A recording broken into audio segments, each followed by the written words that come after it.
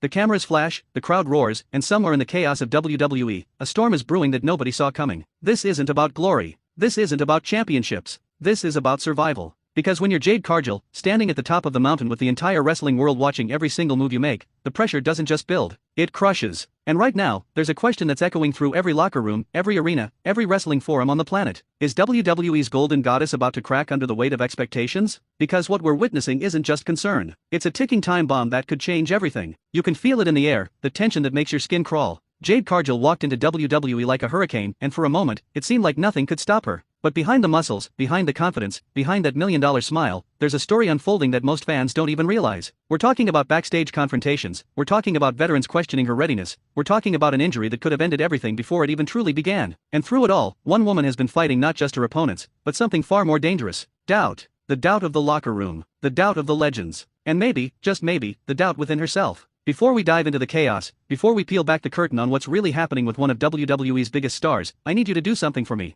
If you're watching this right now and you feel that electricity, that need to know what happens next, hit that subscribe button. Join the SLAMZONE family. Because we're not just talking about wrestling here. We're talking about real human beings putting their bodies and their dreams on the line every single night. And when you subscribe, when you hit that notification bell, you're telling us that you care about these stories as much as we do. You're saying that you want to be part of something bigger than just watching matches. You want the truth, the emotion, the reality behind the spectacle. So do it now. Subscribe, comment below and tell me what you think about everything we're about to discuss. Because your voice matters. This isn't just my channel, it's ours. And together, we're going to uncover what's really happening in WWE right now. Let's rewind the clock. November 2024. Friday Night SmackDown. The arena is electric because we're just days away from Survivor Series War Games, one of the most brutal, most unforgiving matches in all of professional wrestling. Jade Cargill is scheduled to compete alongside Rhea Ripley, Bianca Belair, Naomi, and Io Sky in a match that could define careers. The anticipation is off the charts. But then, in a moment that sent shockwaves through the entire WWE universe, everything changes. Bianca Belair is in the ring, competing in a triple threat match, and suddenly the cameras cut backstage. And what we see is something out of a nightmare.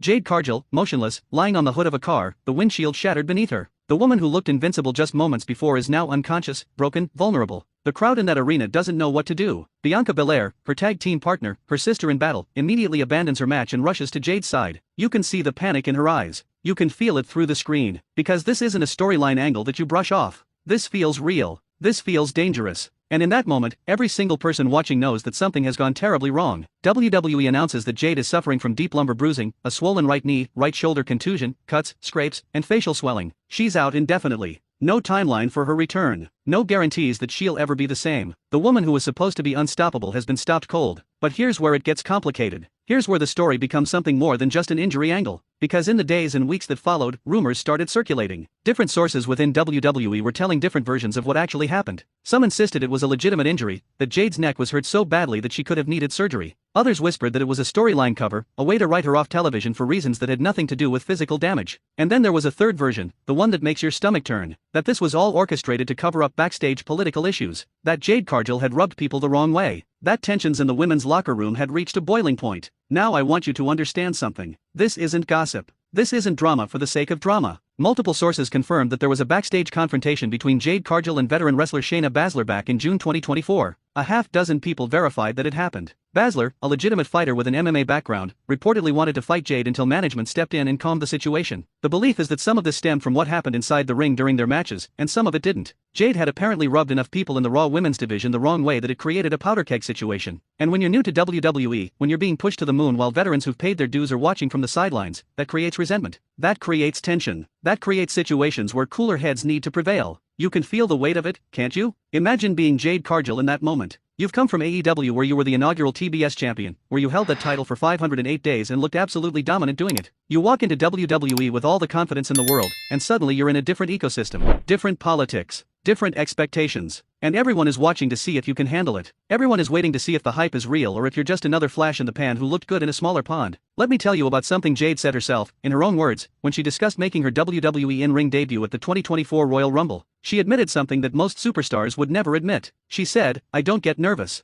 I was nervous, though. I was very nervous because I didn't know how the crowd would react. I was training for a while so I didn't know the response. I was more nervous about, okay, will I get a response? Is it going to be a good response? Is it going to be perceived as a healthy response?" Think about that vulnerability for a second. This woman who looks like she could walk through walls was terrified of not being accepted. She was scared that all the training, all the work, all the sacrifice might not be enough. and then the injury happens. The real injury. Because whatever the backstage drama was, whatever the politics were, Jade Cargill was legitimately hurt. She opened up about it later, explaining that she had a neck injury that could have led to surgery. She said, "I didn't tear anything. It was more of a neck injury that could have led to surgery, but I didn't need it. Well, I didn't need it. Eventually, I will, like all wrestlers do. But here's the part that breaks your heart. This was the first time in her entire athletic career that she had to sit out. The first time she couldn't just push through. The first time she was forced to be on the sidelines, helpless, watching everyone else compete while she healed. This was something that I had to sit out, and that was the first time, and that can mess with you mentally," she explained. "Because there's nothing I can do. I can't go out there to show you. I have to just take it, take it, take it." Listen, if you're still watching, if this story is hitting you the way it's hitting me, do me a favor right now. Hit that like button. Let me know you're feeling this. Drop a comment and tell me what you think about Jade's situation. Because this is the kind of story that reminds us why we love wrestling in the first place. It's not just about the moves. It's not just about the championships. It's about the human beings behind the characters, fighting through doubt and pain and pressure that most of us couldn't even imagine. 3 months. That's how long Jade Cargill was out of action. 3 months of wondering if she'd ever be the same. 3 months of critics questioning whether she deserved her spot in the first place. 3 months of fans debating whether she was really injured or if WWE was just writing her off. And then, at Elimination Chamber 2025, she returned. And when that music hit, when Jade Cargill walked back into a WWE ring, the crowd erupted. Thousands of people on their feet, screaming, welcoming her back like a conquering hero. She later said that moment, that massive crowd reaction, made it one of her favorite career moments. Because after everything she'd been through, after all the doubt and all the pain, the WWE Universe told her in no uncertain terms that they believed in her. But the story doesn't end there. Because even as Jade returns and starts climbing back toward the top, there are still voices of concern. Wrestling legend Conan, who works backstage for WWE-acquired AAA, voiced his doubts publicly. After Jade won the WWE Women's Championship from Tiffany Stratton at Saturday night's main event, Conan didn't celebrate. He questioned.